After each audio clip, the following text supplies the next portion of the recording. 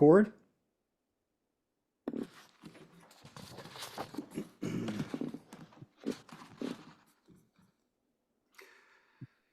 Good evening and welcome to tonight's program, sponsored by the Partners in Jewish Programming.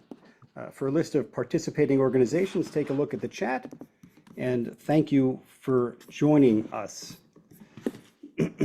Before we get started, I want to thank my good friend David Schatz for being the driving force behind this evening. Folks, we have a hard stop just before 9, so I will be asking our esteemed guest questions. There's going to be no time for questions from the Zoom. Some of you have previously provided questions. If I can get to them, I will. Everyone has been muted. The chat will be open, so if you do have questions, you can write them there, but I'm not sure we'll get there. Professor Alan M. Dershowitz is the Felix Frankfurter Professor of Law, Emeritus at Harvard Law School. He's a Brooklyn native who has been called one of the nation's most distinguished defenders of individual rights and the best known criminal lawyer in the world. He has been named the Jewish state's lead attorney in the Court of Public Opinion. Professor Dershowitz has received many distinguished awards. One such honor bestowed upon him was in 1983 when the Anti-Defamation League of the B'nai B'rith presented Professor Dershowitz with the William O. Douglas First Amendment Award for his compassionate, eloquent leadership and persistent advocacy in the struggle for civil and human rights. Notably, in bestowing the award, Nobel Peace Laureate Elie Wiesel said that if there had been a few people like Alan Dershowitz during the 1930s and 1940s, the history of European Jewry might have been different. Please join me in welcoming Professor Alan Dershowitz. Thank you so much for your kind invitation. It's a pleasure to be able to speak to 13 shuls. If my mother were alive, at least it would make up for all the shuls I missed on various shows. So great. Thank you, Professor. Before we get started, I would really personally like to thank you for giving us this time tonight. I know that between writing books and articles and television appearances and radio appearances and podcasts, that your calendar is about the most full that any human calendar can be. So I thank you for that. I also want to thank you for your continuing clarity on the issues we are going to discuss tonight. You can't imagine how much you do for the community. Thank you for that. Before we get started, I want to say, please, Professor Dershowitz wrote this book, War Against the Jews, How to End Hamas Barbarism. And folks, I have to be honest, it got delivered today, but I read the introduction online, and you have to get this book. The most amazing part of it, other than the way it's written and the way it's organized, is that this book was begun after the October 7th pogrom, and somehow Professor Dershowitz got it out before the end of the year. That must be the fastest turnaround time of a book ever. So kol hakavod. At the same time, I want to recommend to everybody The Case for Israel. If you don't have this in your library, you should get it. This answers every assault that has been put to Israel for the last 20 years in coherent form in about 30 chapters. Professor Dershowitz writes the accusation and then gives the answer. How do I know this is such a great book? Because when this started, when we got all the stuff happened after October 7th, when the vitriol was there, when the anti-Semitism showed itself, I got on with my congregation. Your sale of books must have gone up about that time, Professor, of these. And we went through this book chapter by chapter over a series of 12 weeks. And my goal was to give my congregation the language they need to answer these accusations. That's the great part. The sad part is the book was written 20 years ago, and everything that's in here still exists pretty much today. Well, I appreciate it very much. And of course, all the proceeds from the Case for Israel, the War Against the Jews, goes to Israeli charities. I have reprioritized all my own charitable giving. Since October 7th, I now give only to Jewish and Israeli charities. You know, there may come a time when I can contribute to the museums again and the opera, but it's now is the time for im ein ani li, if I am not for myself, who will be for me? Thank you. Correct. And one last plug for the Dershow, which I listen to regularly, and I recommend it to anybody. Go to your podcast, type in Dershow, and listen to that. It's a lot of different issues, but obviously the professor has been focusing lately on these issues, and just go to it. You'll thank me afterwards. We're going to cover a lot of ground tonight, Professor. So can I start? Sure. Thank you. Almost simultaneous to the barbarity of the October 7th massacre, people started protesting against Israel and the Jewish people around the world and on college campuses. It seems as if it were all planned in advance. The protests were couched as being pro-Palestinian, but what we saw from the start was anti-Semitic chant after anti-Semitic chant. And recently, universities have either settled with the protesters, more likely they capitulated to them, or forced them to disband. Can you give your observations of all of this unsavory behavior, its genesis, and where you think it's going to go from here? Well, thank you very much. I analogize what happened on October 7th and October 8th to Kristallnacht. That happened many years, 70 years ago, more than almost 80 years ago now, 80 years ago in Germany.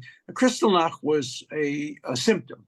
Not a tremendous number of Jews were killed. A lot of stores were broken into. The Nazis did it as a test to see what the reaction of the world would be to attacking Jews. And the reaction was very muted.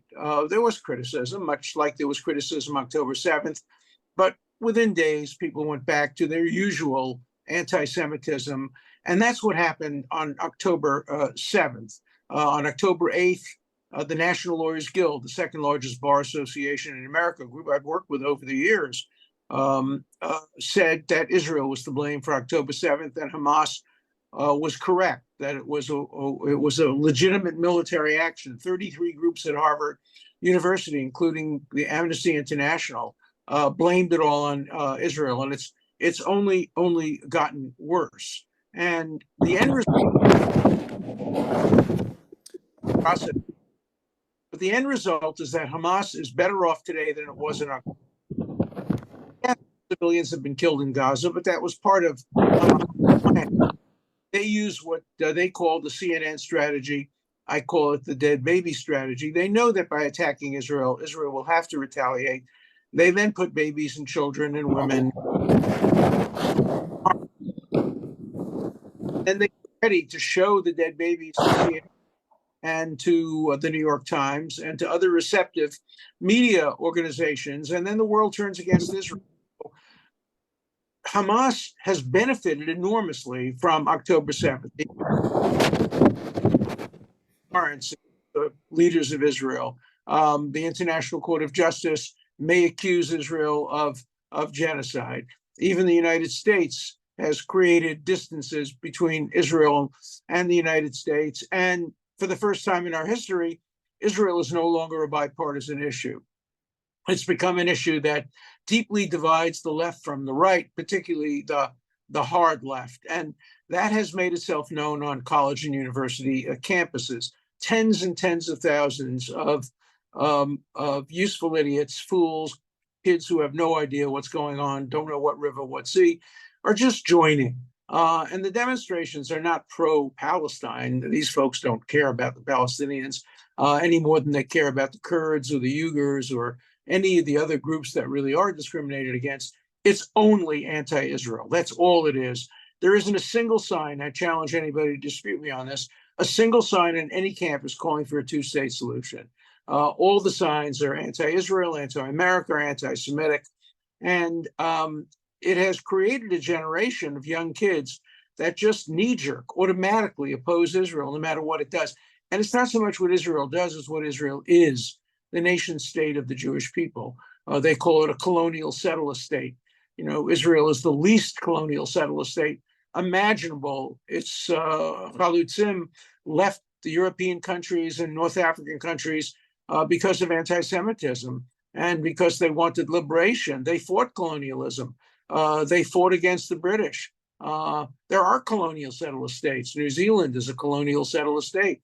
The people who live in New Zealand and their children and grandchildren and great grandchildren had no connection to the land. They just went there, conquered the Maoris, either ethnically cleansed them, killed them, or made fake treaties with them. And now they're among the first country to condemn Israel as being a colonial settled state. The hypocrisy is just breathtaking, but it reflects what I think we've always known. There's been 2,000 years of consistent anti-Semitism in our history with a very short break. The short break happened to occur during my adulthood, say between 1945, when I was 7 years old, and say 2000. During that golden era, I wouldn't call it golden only because it was a reflection of the horrors of the Holocaust. The world supported Israel. People could get jobs as Jews. When I was growing up, you couldn't get a job in metropolitan life. You couldn't get into Columbia University or Harvard University except under quotas. But later on, those all opened up. And by the time I retired from Harvard 10 years ago, 23% of the student body was Jewish. It's now below 9%, which is lower than it was during the anti-Semitic quotas of President Lowell in the 1920s. And the future of Jews in America can be summarized very simply. Jews will never again be appointed to anything. There will be fewer Jewish Nobel Prizes. There will be fewer Jewish students admitted to Harvard. Anytime you have to pick somebody for something, there will be fewer and fewer Jews. Jews will thrive in areas where they can do it on their own, just like it was in Russia under the quota systems. Jews couldn't get into universities. Jews couldn't get into government jobs. So what did they do? They thrived. They became the best violinists, the best chess players. They essentially developed the internet out of their garages. And I think we're going to see more and more of that. Jews going into business, Jews doing it on their own. But Jews can no longer count on being picked for anything because of what's called DEA, diversity, equity, and inclusion. DEA is anti-Semitic to its core. President Biden recently doubled down on the importance of DEA when he spoke at Morehouse College. He probably doesn't understand the implication that virtually all the petitions that came out against Israel came from two sources on October 8th and October 9th. DEI, that is the bureaucracies of diversity, equity, and inclusion. And this will surprise people.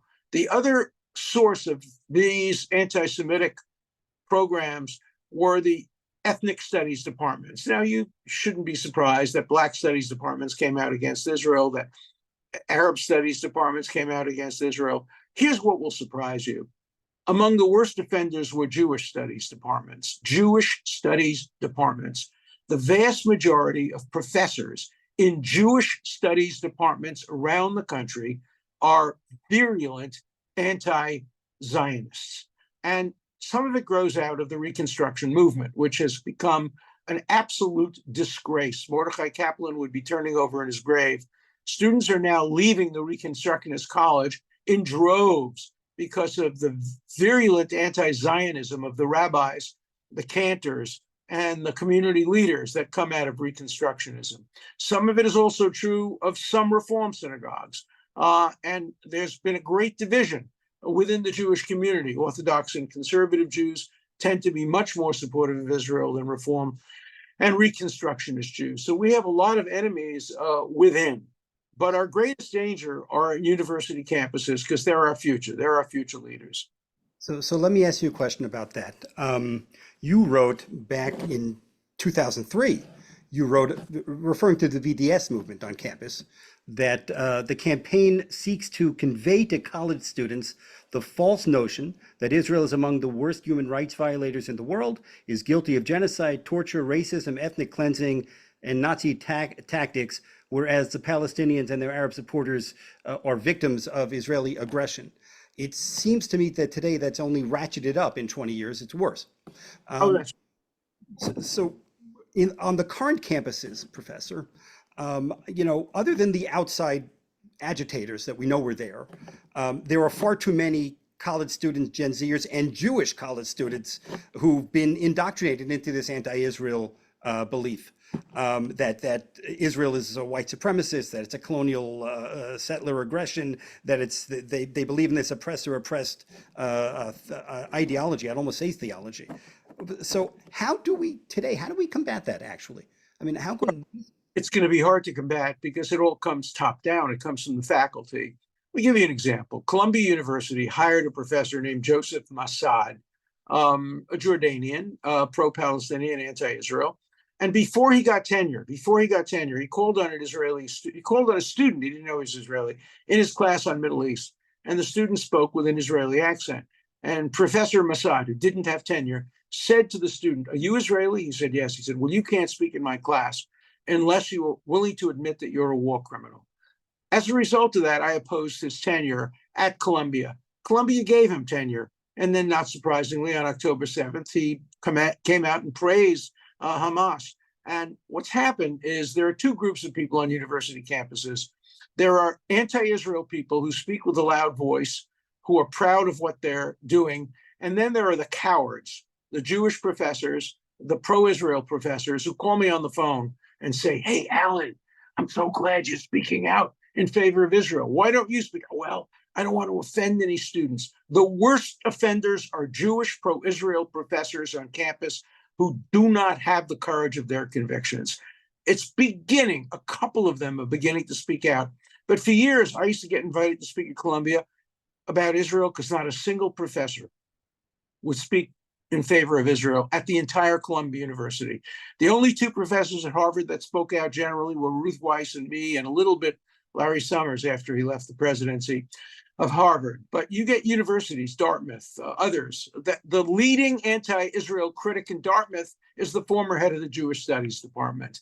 And you see this all over. It's not surprising that students want to emulate their professors. So unless we do three things, number one, we have to dismantle the DEI departments. We have to dismantle them. They are an abysmal attack on academia, on independence. People have to take oaths, essentially, to DEI. It's just left-wing McCarthyism. That's possible because the professors and the administrators in DEI mostly are not tenured. And some schools are pulling back on DEI. That's possible. The second is to get rid of all these ethnic departments, particularly Jewish studies departments. They are an abomination for the most part. There are a couple of Jewish studies professors that are okay, but if you gave me one wish, it would be to abolish all Jewish studies departments. Tell you a story about that. So when I was retiring from Harvard, the university wanted to name a professorship after me, the Alan Dershowitz Professorship of Tikkun Olam, and it would be part of Jewish studies. And so I went to my friend Sheldon Adelson, a brilliant businessman. I said, "Sheldon, you love me. I help you win a lot of your cases. I'm sure you're going to want to contribute to the professorship named after me." Sheldon, in his gruff way, said, "I won't give an effing penny to that professorship." Why? Because he said, "When you're alive, they'll appoint somebody good. When I'm alive, they'll appoint somebody good." He said, "But Alan, you and I are going to die. And as soon as we die, the next professor of the Alan Dershowitz Tikkun Olam professor will be an anti-Israel, anti-Semite, and I won't give a penny to that department." And I think he was 100% right. That's for the reason I will not give a penny to Harvard. I will not give a penny to Yale, which I graduated from, to Brooklyn College. By the way, I can't speak at any of those places. I'm probably the most prominent graduate of Brooklyn College, certainly in political science. They refused to allow me to speak. They said, "We don't need you. We've had Norman Finkelstein talking about Israel and Noam Chomsky." They don't want both sides presented. Harvard hasn't invited me back in 10 years to talk about Israel. The University of California has forbidden me from speaking, and they're a public institution because I think 16 of their clubs passed resolutions saying nobody who's a Zionist can speak about anything. I can't speak about abortion. I can't speak about the Supreme Court because I'm a Zionist. This is McCarthyism coming back. I fought McCarthyism when I was the president of the student body at Brooklyn College in the 1950s. I fought against McCarthyism, and I'm seeing a return of McCarthyism now at major elite universities. So switching now to the kids, Yeah. to students. So I was listening to a Sam Harris podcast a few weeks ago, and he quoted someone. I don't remember who he quoted, but he said the quote was, never attribute to malice what can be attributed to stupidity." Yeah. And so, I'm wondering, do the kids fit into that? Or, No, for them, it's a combination of malice and stupidity. Without the stupidity, it probably wouldn't happen. But even if they knew, they had a lot of malice. By the way, please don't call them kids. They are Hitler Youth. They are the same kids who took over the University of Munich in 1933, that took over the University of Frankfurt in 1934, took over the University of Berlin in 1935, blocked students from coming in if they were Jewish. They were kids. They were 19, 20 years old. Hitler thrived on kids. Stalin thrived on kids. Mao Zedong thrived on kids. Pol Pot thrived on kids. These are people who have to be held accountable. And they have to be, if they violate rules of the university, they have to be expelled. And you can't make deals with them and allow them to say, we'll continue to occupy the campus unless you give amnesty to every kid. These are not kids. These are evil people who are young and who will grow up to be very evil members of Congress, very evil corporation heads, very evil heads of media companies, very evil people. And it has to be stopped. And they have to be called out on it. Now, the good news is that for every one of these evil kids on campus, and they are evil, there is a good kid, a pro-Israel kid. And they have been getting tremendous help from organizations like Stand With Us and Camera and other Chabad. One of my accomplishments in life is I helped found the first Chabad on any university campus. Harvard was the first, and I was the first faculty advisor. There are now 400 of them. And Chabad has done better than Hillel, done better than any other organizations in putting together pro-Israel groups. Now, the problem with that is a lot of the kids who joined Chabad tend to be more conservative. And what we need also are liberals for Israel. We'll never get progressives for Israel because it's part of the progressive mantra that you have to be against Israel under a concept called intersectionality, which you alluded to, where the world is divided into oppressors and oppressed. And Jews are always the oppressors, no matter how poor they are, and no matter how dark-skinned they are. Remember, half of Israel are Sephardim. And Arabs are always the oppressed, whether they're the Emir of Qatar or the Prince of Saudi Arabia. So it's that concept of intersectionality, coupled with something else that's being taught in universities today, critical race studies, which is not critical. Much of the anti-Semitism comes from critical race studies. And there is today really a war between Jews and many minorities, many other minorities, not all. There are some terrific Black supporters of Israel. There are even some terrific Muslim supporters of Israel. But for the most part, on universities, groups that are minorities other than Jews and Asians, for example, tend to be quite automatically anti-Israel, because Jews and Asians are supposedly the oppressors. They're the privileged. And of course, on university campuses, there's no group more privileged than Blacks. They get admitted preferentially. They get professorships preferentially. They are never discriminated against in universities. They may be discriminated against outside the universities, but within the university, there's no group more privileged than people of color. So this leads me to two questions. The first is, you mentioned Qatar and the Qatari funding of professorships. I'm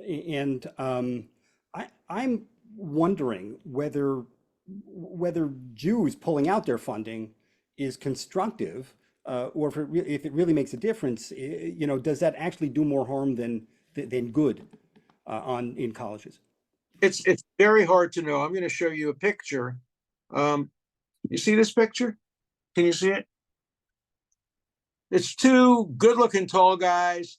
One is a pro tennis player, the one on my right, and then there's the other one. Whoops. Okay, and me. Now, guess who the other two are? With their arms around me. The tall one is the Emir of Qatar, and the one on the other side is the Emir of Qatar's brother. I went to Qatar and befriended them. I met their mother, spent time there, lectured at universities, went back there and lectured at universities. This picture was taken at President Trump's hotel in New Jersey.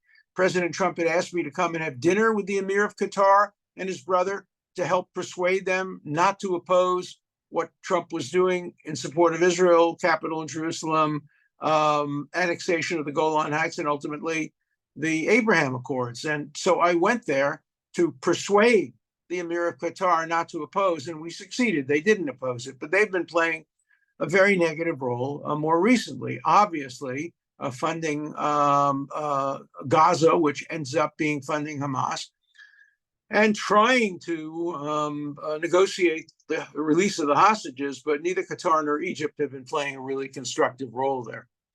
All right, thank you.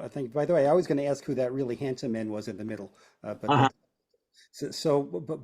all right. So, but the second question is, I was watching the hearings in Congress today.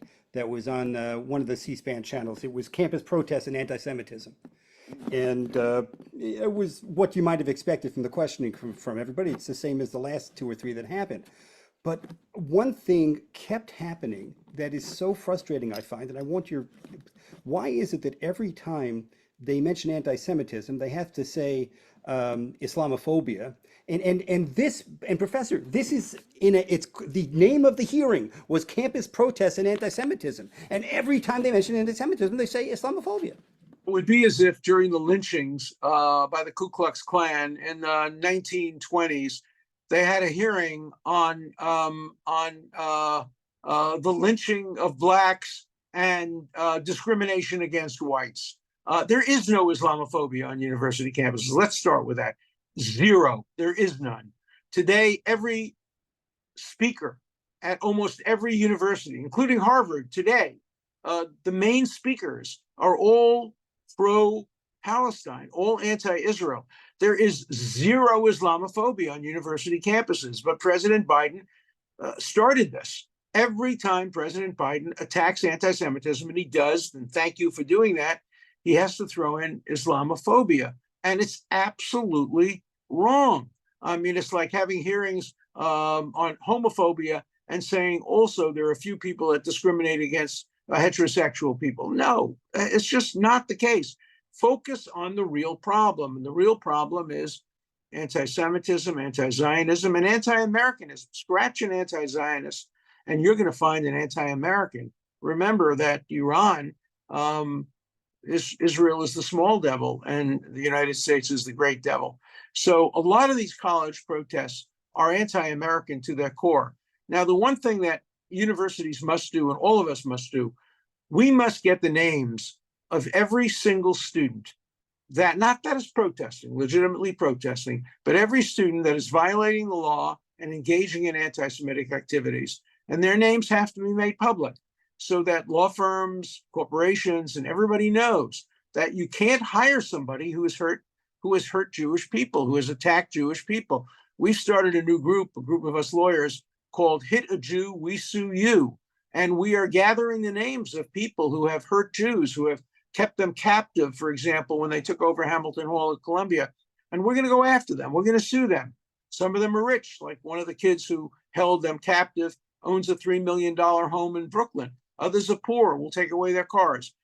We have to make it clear you do not get away with anti-Semitism in the United States in 2024. We are fighting back. We're fighting back by the means we have, legal, legislative, economic. And universities have to know, too, that we're going to fight the funding issue in two ways. First, we're going to get legislation passed prohibiting universities from taking funds from foreign entities. That's the first thing.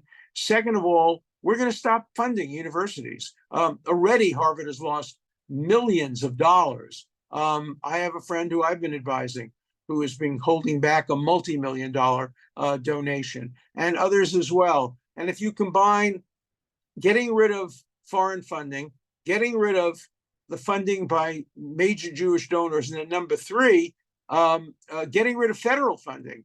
If universities don't satisfy the obligations, their statutory obligations to treat anti-Semitism the same way that they treat racism, federal funding should be cut off. Now, people ask me all the time, you're famous for being a First Amendment supporter. Wouldn't that violate the First Amendment? No, here's my rule. It's a very simple rule.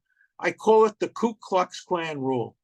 Whatever the rule a university establishes for white supremacists, Ku Klux Klan, and others on campus, they should establish for anti-Semites. So if the university permits people to come on campus and say blacks should be lynched, then they can permit Jews should be killed. But if they say that, no, you can't say blacks should be lynched, then they can't say Jews should be killed. And the same thing is true of other aspects of the rhetoric that we're hearing. The one thing the First Amendment demands is content neutrality. You cannot have a different rule for anti-Black racism and for anti-Jewish racism. The rule has to be identical.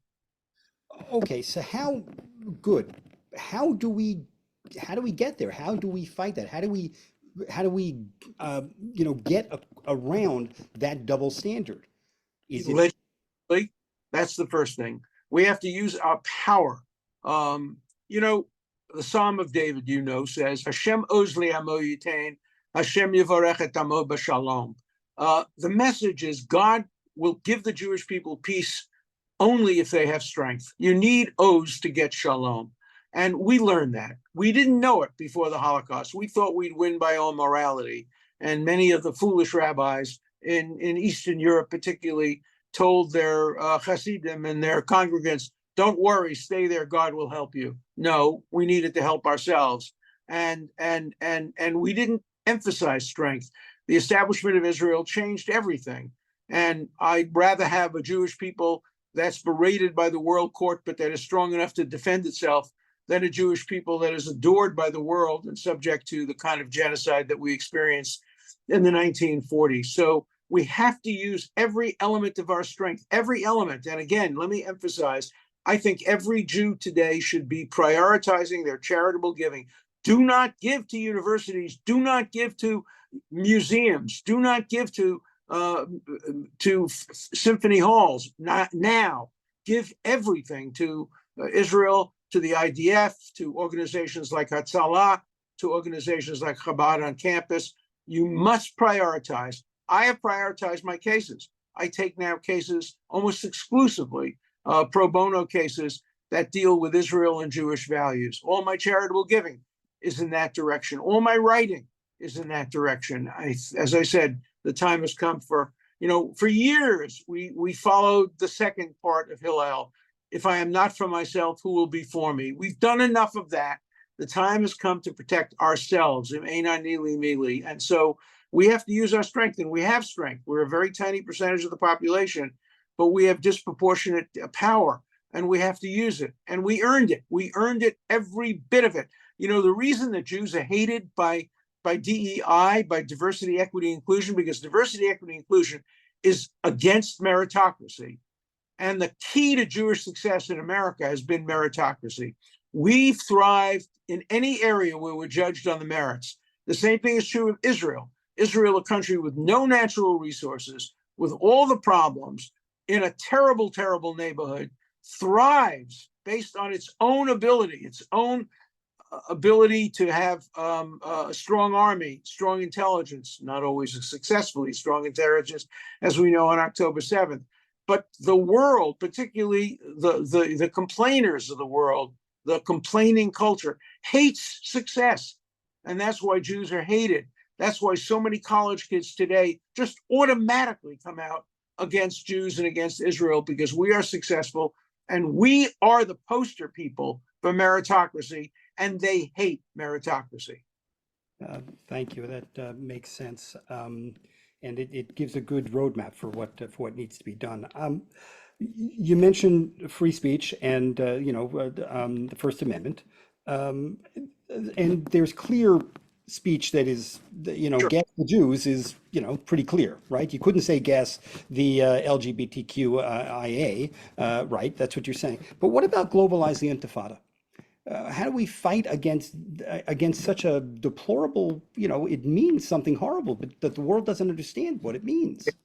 It's them. The problem is CNN is our enemy. The New York Times is our enemy. The Wall Street Journal is our friend. Fox is our friend. And there's no reason why a channel like CNN should be our enemy. We have to take action to turn them in our direction. You can just see how people like Jake Tapper, who is Jewish and has a place in his heart for Israel, you can see how he struggles, how Wolf Blitzer struggles. They get orders from the top. Now, Amanpour doesn't struggle. She is the voice of Hamas.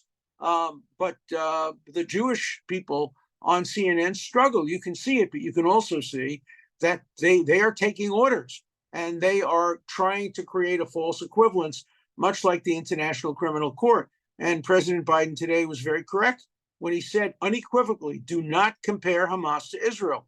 Israel is a democracy which has the rule of law. And let me just for a moment talk about the ICC. The ICC, I've been in touch with the ICC. I spoke to the chief assistant to the prosecutor. I've been on the phone almost daily with Benjamin Netanyahu, my friend for 50 years, giving him and Israel advice on the ICC. It's a very technical point, but the ICC statute requires that in order to have jurisdiction to investigate, there has to be what's called complementarity, which means the only countries you can investigate are countries that don't have viable judiciaries that are either unable or unwilling to investigate. There is no more viable judiciary in the world, including the United States, in the world than Israel's. Israel has prosecuted 5 of its leaders. 5. Rabin lost his prime ministership because he was prosecuted for a minor offense, but he was prosecuted. Sharon was prosecuted, was investigated. He died before he could be prosecuted. Olmert went to jail. I created a joke. Olmert's a friend of mine. I visited him in prison, and I started telling a joke after that. I said, when you ask for a prime minister's cell number, it's not always his telephone. And then, of course, Netanyahu. And then President Katziv went to jail, sentenced by an Arab judge. And when I went to visit Olmert, the guard who was guarding him was a young Arab man. No country is better equipped to investigate its leaders, but the ICC has never investigated Iran. It has never investigated Syria for killing tens of thousands of people. It has never investigated China for the Uyghurs. It has never investigated Darfur, but it picks on Israel. Iran sent missiles to civilian targets in Israel, and there's no investigation, but there's an investigation of Israel for engaging in self-defense. It's going to destroy the ICC.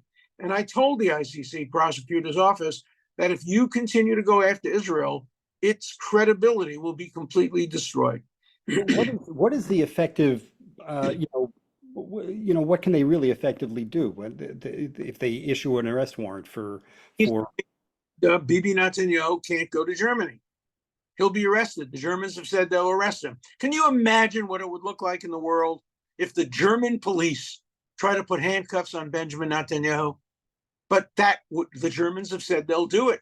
I don't think the British will do it. Certainly the United States won't do it. But it would also enhance anti-Semitism. It would send a message to the world, to the people who think Israel is the worst human rights offender, saying, see, the ICC thinks they're the worst human rights offender. The ICJ thinks they're the worst human rights offender. Now, under the case for Israel, you write that Israel is the Jew of the nations. Right. Is that what's going on here? It is simply anti-Semitism and that's it? No, I would say it's a perfect storm. Without anti-Semitism, it wouldn't happen. But it's a combination of anti-Semitism and this globalization and DEI and intersectionality and remember, a lot of the people who are leading these campaigns are what we used to call communists. They're anarchists. They want to take over. They found literature in when they raided the tents on one of the campuses. They found all kind of literature talking about overthrowing the government of the United States. These are radical opportunists who look for any excuse to come on campuses and to try to radicalize students. Without anti-Semitism, they wouldn't be able to radicalize so many students against the Jewish state, the nation state of the Jewish people. So it's a combination of politics and anti-Semitism. But without anti-Semitism, it would have no traction. Thank you for that.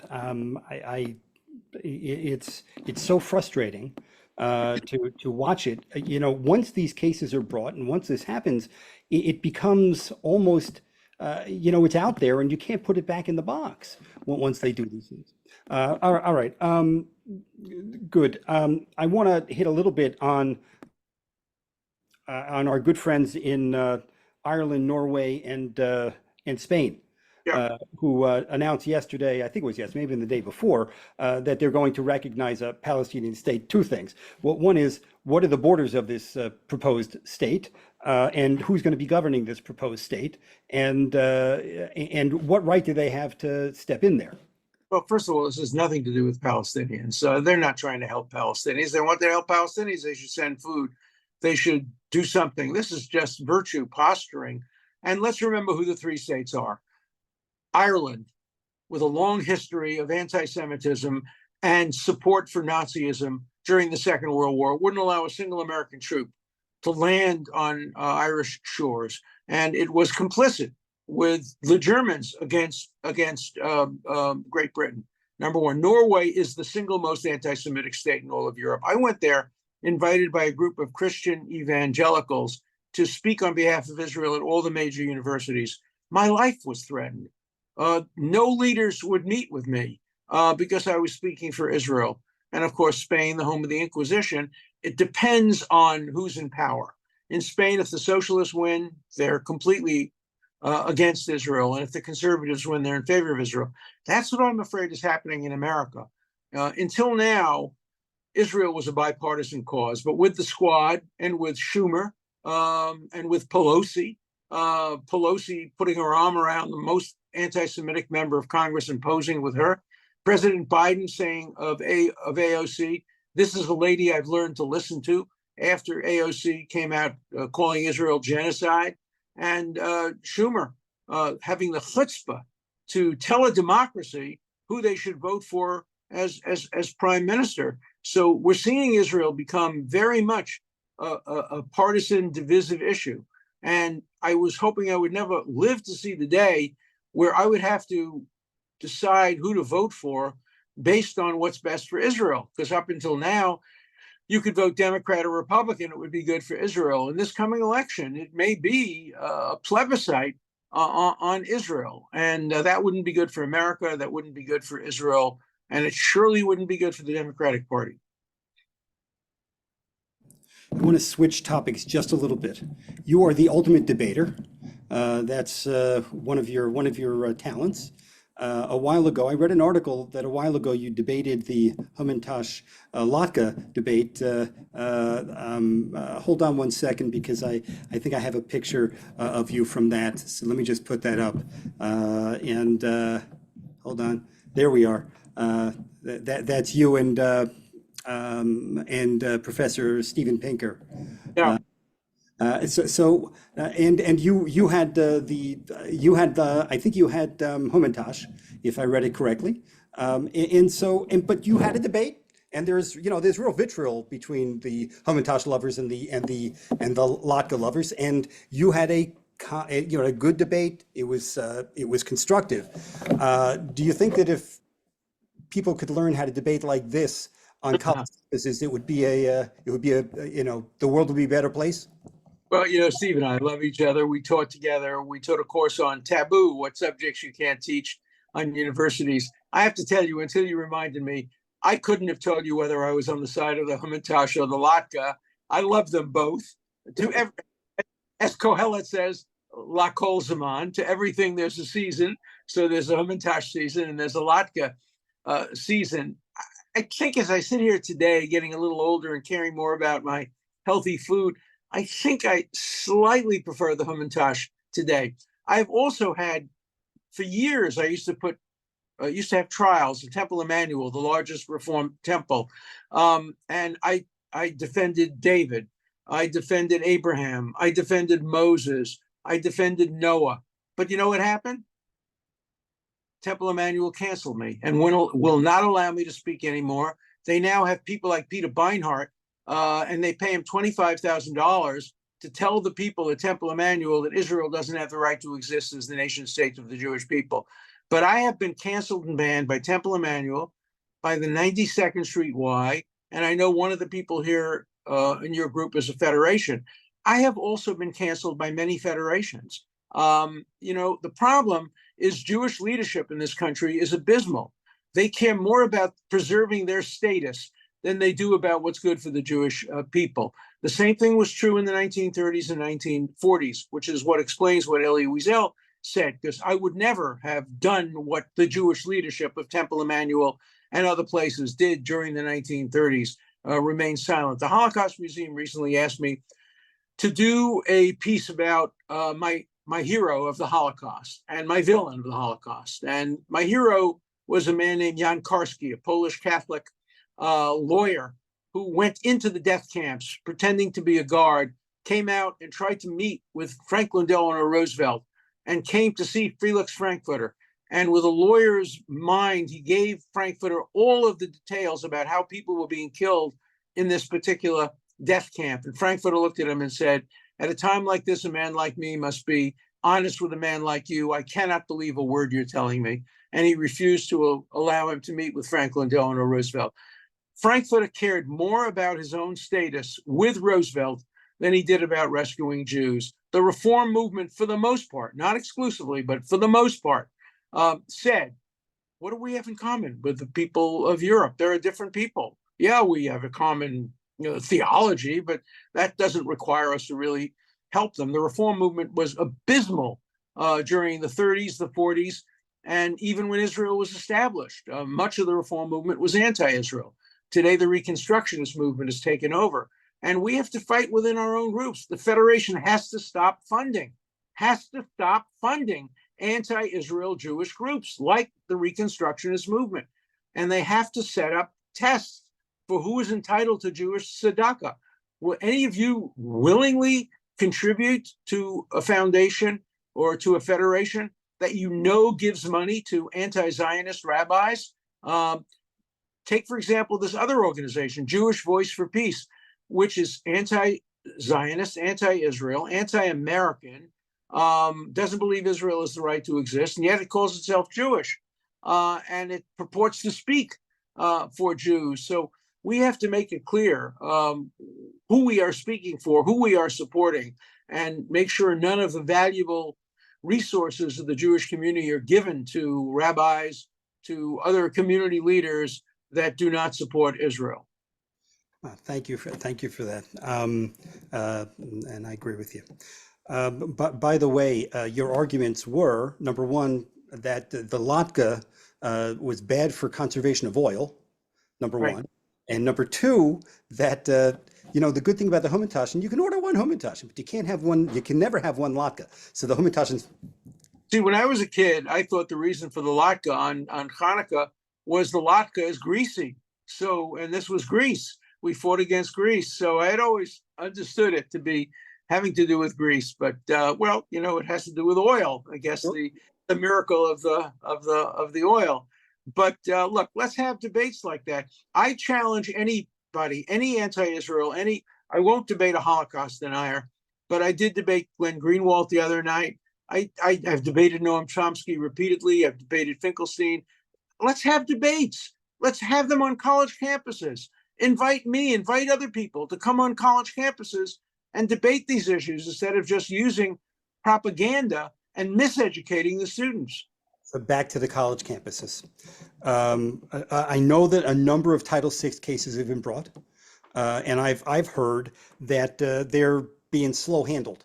And my question is that on purpose, or is that because of their, a failure of the system? Cases are very hard to bring in a quick way. The only fast cases we know of are the cases against Donald Trump, because obviously they want to get a conviction before the election. Those cases are all put on a fast track, and of course Trump wants to put it on a slow track. I understand both sides of that.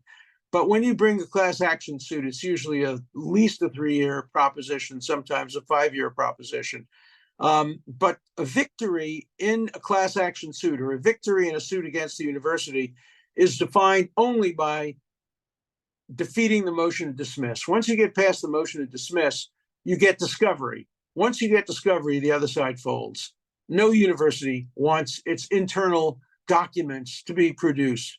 And so I believe in bringing these suits if you know you can get past the motion to dismiss. And that can be done within 6 months usually. So I'm trying to put together groups of lawyers, because right now there's a lot of duplication. A lot of law firms are bringing the same kinds of lawsuits, and thank God for some of the law firms, Greenberg Trurick and Dershowitz and Paul Weiss and Pillsbury Madison. These are all firms that have devoted pro bono work to defending Jewish kids on campuses, and I hope more law firms will agree to do that. And also law firms should simply not hire anybody. Can you imagine having to tell your client, oh, yes, I'm assigning you a young lawyer. Now, he supports rape. He's in favor of the rapes that happened on Hamas. We now have seen videotapes of confessions done by a father and a son who jointly raped a group of women and then murdered them. And would you want to be represented by somebody who on October 8th or October 30th or today supports Hamas? No. And this is not McCarthyism. Under freedom of speech, you have accountability for your speech. You're allowed to speak, but we're allowed to hold that against you. And that's why it's important to have transparency. I would enforce anti-masking laws too, and not permit these students who are engaged in criminal conduct to wear masks that are designed to protect you from COVID. These kids couldn't care less about COVID. They're wearing the mask only to protect their identity against responsibility, criminal responsibility. So I think we have to do much more in the legal realm to attack this. As I said before, if I were 25, I'd be in Gaza now, hopefully holding a gun and hoping to protect the Jewish people. I'd probably be a terrible soldier, but I'd be willing to do it. I'm 85, and all I have is my pen and my iPhone and my ability to talk on to great interviewers like you. You're kind. All right, let me change the topic just a little bit. In the case for Israel, you make a very strong argument about a two-state solution being the only viable way to end this. Are you in the same place today as you were 20 years ago? Absolutely not. I also wrote a book after the case for Israel called The Case for Peace, in which I lay out the two-state solution. First of all, Hamas should not be rewarded. And the Palestinian people should not be rewarded for their 80% support of Hamas and 70% support for what happened on October 7th. So no, two-state solution is off the table for now. I am still in favor of the two-state solution as an aspiration, as a goal, because I think it's the least worst solution. I think the other alternative, to maintain an occupation forever is not acceptable, and ethnic cleansing is not acceptable. I wish Jordan would take, as they were offered, an opportunity to take back the West Bank, or Egypt to take back the Gaza. They won't do that. And so Israel is stuck with the West Bank and the Gaza and with its people. And there has to be a solution. And the solution has to be a gradual one.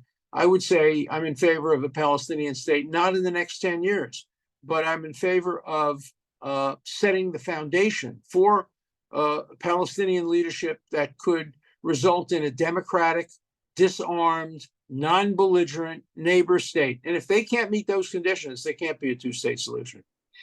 I'll abide that should happen. One of the things, just a couple of more things now, but one of the things that really hit me hard after October 7th was really the lack of comfort from the interfaith communities, from the communities that I've actually been involved in. And I'm wondering if you think that we should be really going out there and pushing for connection with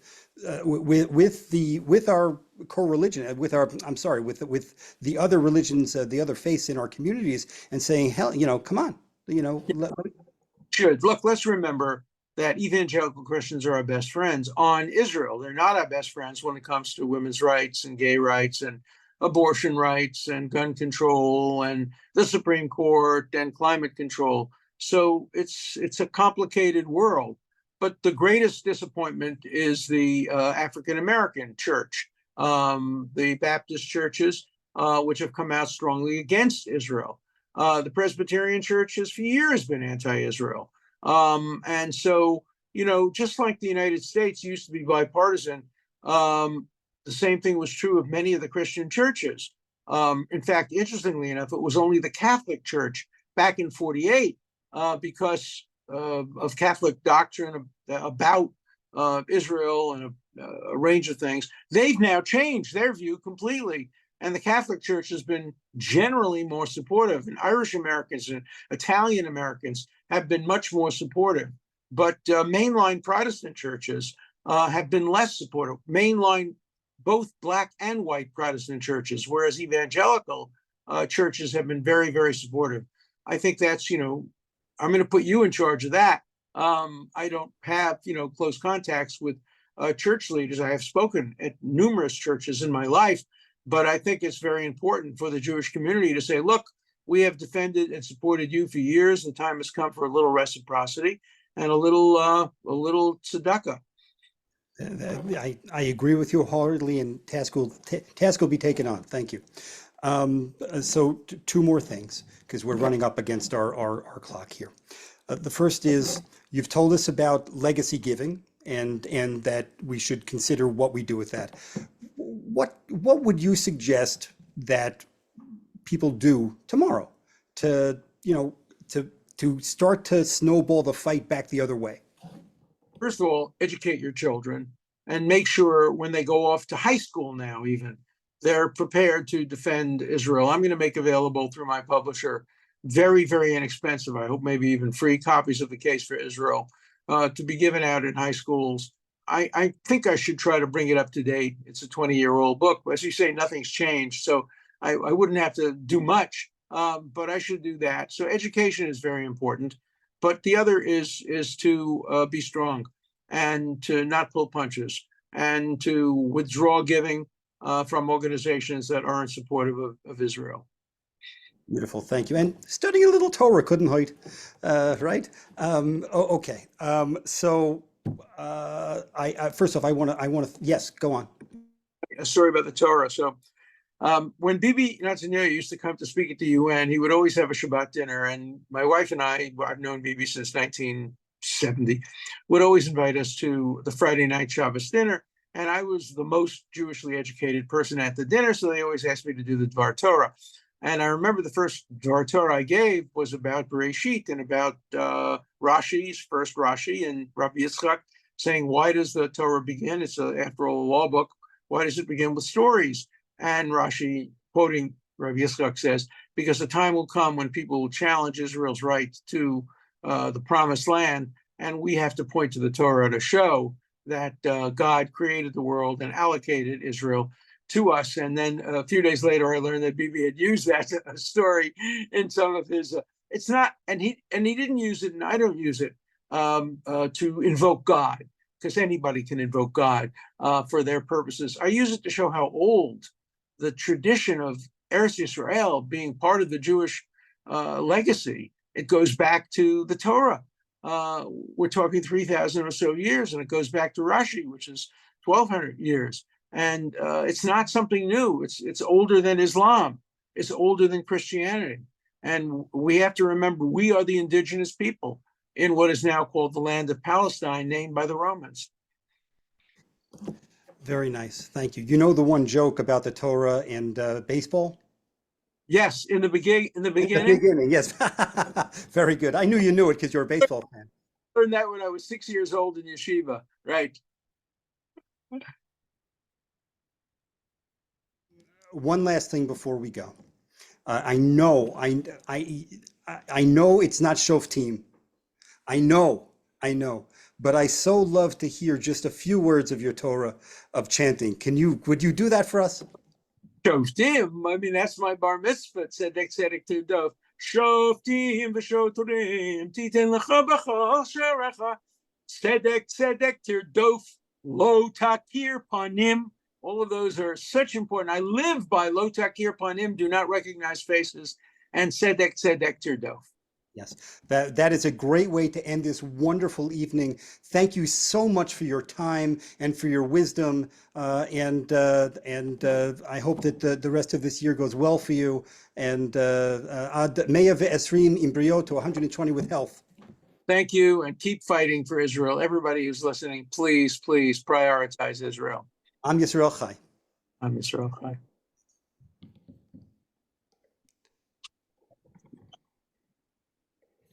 Thank you. Okay, wonderful. A nice evening. Thank you so much, Professor. Thank Want to you. sign? Good. Thanks. Bye. And would you send me the recording? Hello. Oh no, yes, I will send it to you, of course. Good. Thank you. Okay, thank you. Be well. Have a good Shabbos. Bye bye. Thank you.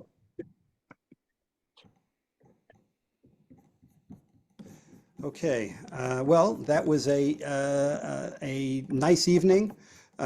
You were fabulous.